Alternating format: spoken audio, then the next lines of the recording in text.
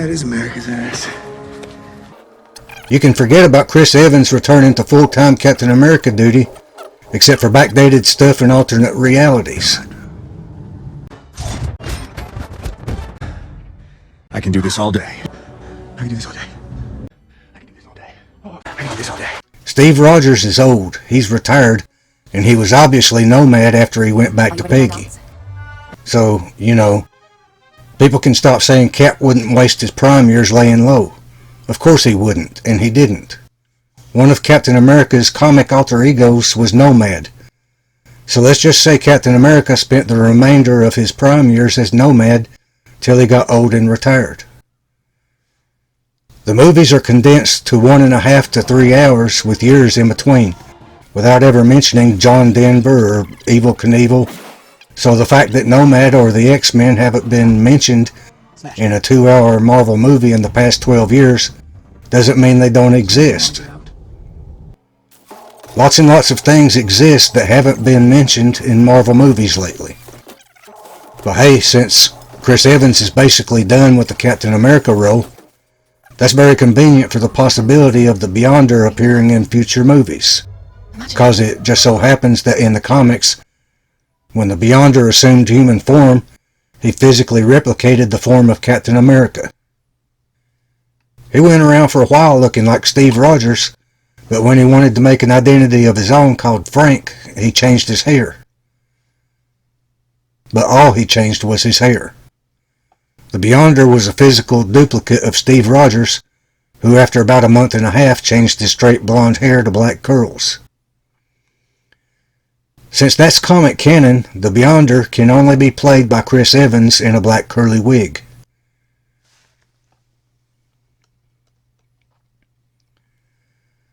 I was always disappointed that more of an issue wasn't made about the Beyonder looking like Steve Rogers, so much so that between then and now, I had come to believe that it was talked about more. But in researching this, I found that not much was said about it in the comics. And I was like, oh yeah, it wasn't mentioned much, I just wished it was. But it should have been talked about more, or mentioned more, even if casually. I guess I filled it in my head that it was that way, because it should have been that way. I've always done that, filled in gaps, plot holes, and lame holes with how it should have been.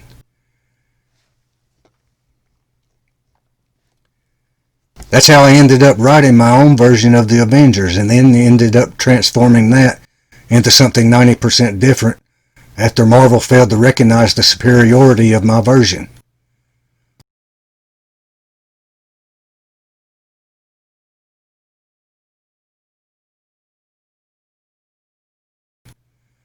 All of 90% different now because since I had to transform it anyway, I let the changes be more fixes. Down to the framework, I changed out the skeleton of the super team premise and gave it a superior one. A core premise that hasn't been done before. My heroes took over the world and didn't fuck it up. They actually fixed the system. They didn't fix individuals across the board, that's impossible, but they fixed the system and it didn't go wrong. No shitty lessons about how that can only go wrong. It didn't go wrong, it went right.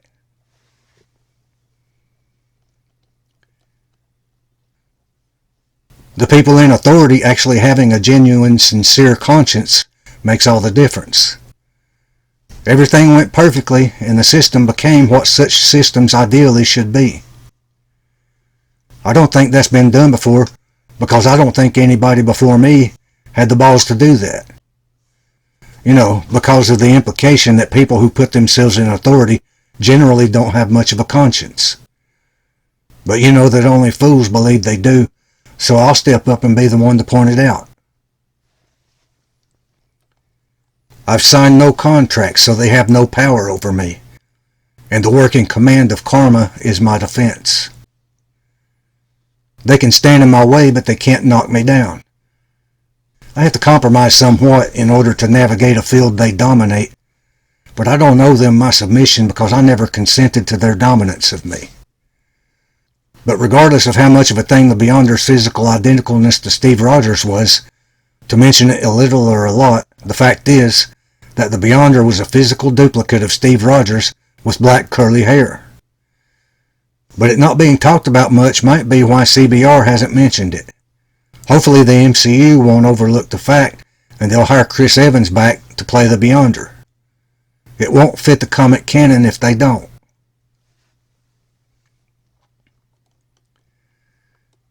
And while we're on the subject of things CBR never gets right, every damn time CBR talks about Captain America not lifting the hammer, they blame it on Cap keeping a secret about Bucky killing the Starks. Captain America was not keeping a secret that Bucky killed the Starks. He only knew that it was a Hydra hit, and he obviously didn't know anything about the hit at all before he was thawed in 2011. But most importantly, he did not know Bucky was the hitman until he watched the same video Tony watched. He found out that Bucky was the hitman at the same time Tony did. Did you know? I didn't know it was him. Shouldn't. I just did you know?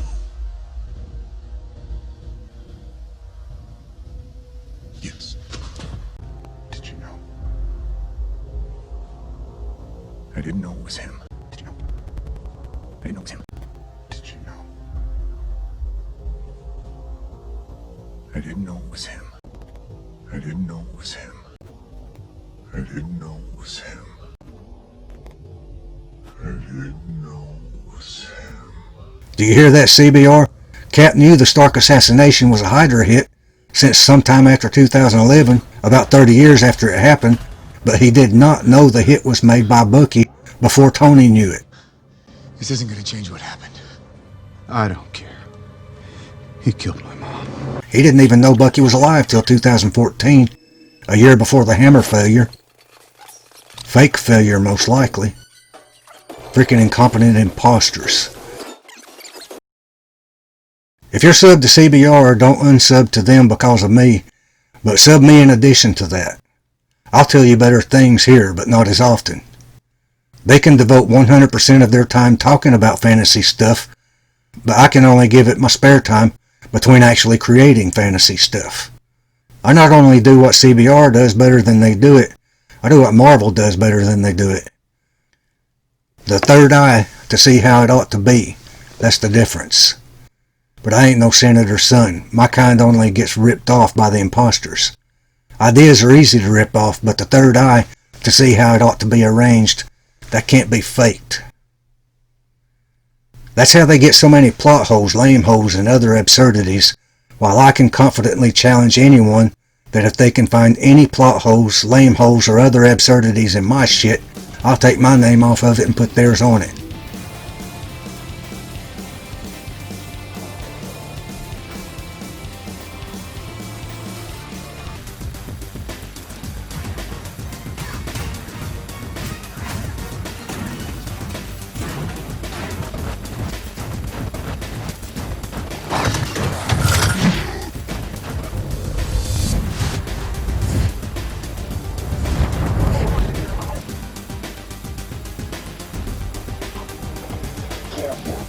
Now that we've done Thanos vs. Hulk correctly for the incompetent, unqualified posers invalidly occupying my chair, we can hand it back over to Heimdall, who can still do what he did exactly as he did it.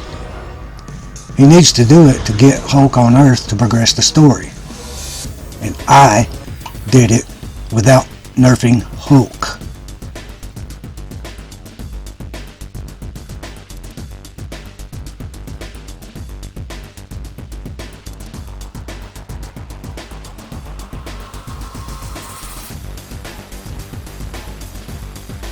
Marvel likes my cool bits, but they lacked the vision to see that this shit can't be done right without me.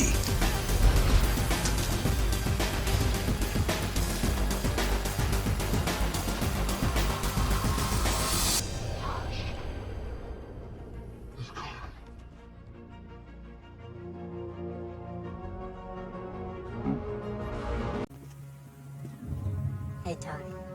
Bruce.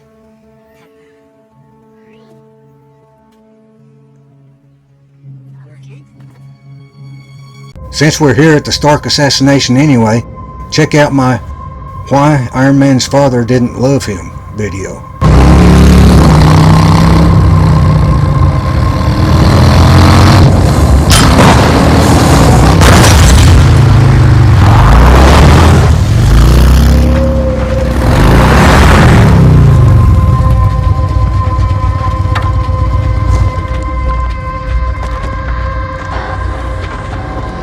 Help my wife. Please. Help. Howard. Sergeant Bond. Howard. Visitor from MIT. Oh, Howard. Potts. My wife's expecting, and too much time at the office. Congratulations. How far along is she? How are you?